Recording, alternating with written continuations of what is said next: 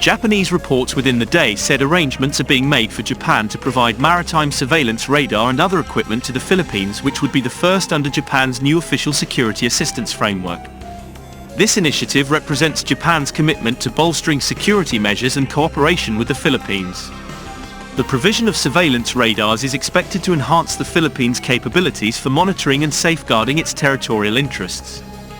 This collaboration underscores Japan's role in contributing to the security infrastructure of its regional partners.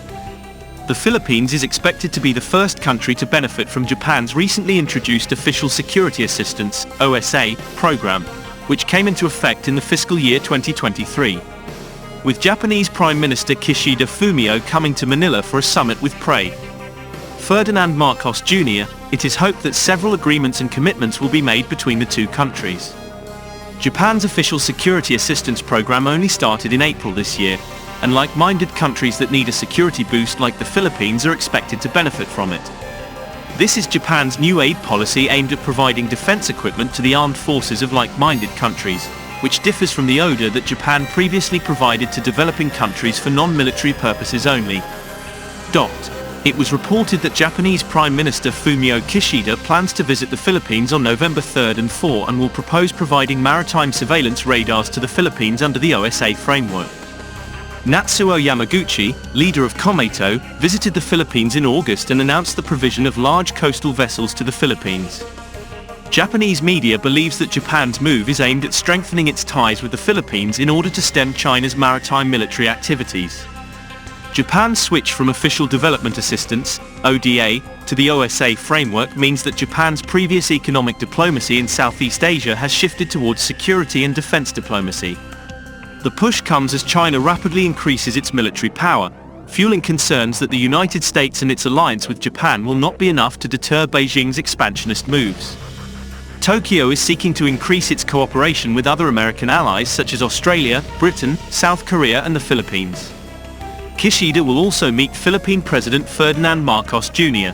The leaders are expected to discuss talks giving the green light to a mutual access agreement, which would simplify the process for the Japanese self-defense forces and the Philippine military to send troops and equipment to each other's countries. Having such an agreement will make it easier to carry out joint training. According to Philippines news agency, the bilateral talks will cover multiple areas of mutual interest, including political, security, economic, and development cooperation, as well as people-to-people ties.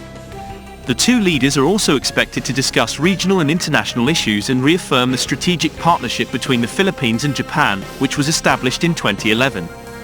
The upcoming meeting follows a previous one held in Tokyo, Japan, in February of this year. During that meeting, the terms of reference on humanitarian assistance and disaster relief (HADR) activities of the Japan Self-Defense Forces in the Philippines were signed. In addition to the HADR agreement, Marcos' visit to Japan led to the signing of investment pledges worth around $13 billion, which are expected to create approximately 24,000 jobs in the Philippines.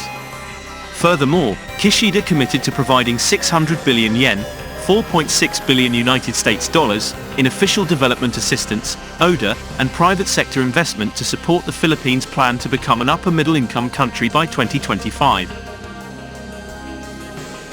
This commitment was reinforced during the 49th Philippine Business Conference and Expo in Manila on October 26, where Japanese Ambassador Kazuhiko Koshikawa reaffirmed Japan's dedication to investing in the Philippines. A substantial portion of Japanese investments in the country is directed towards infrastructure projects, including the North-South Commuter Railway, Metro Manila Subway Project, LRT-1 Cavite Extension, LRT-2 East Extension, and MRT-3 Rehabilitation.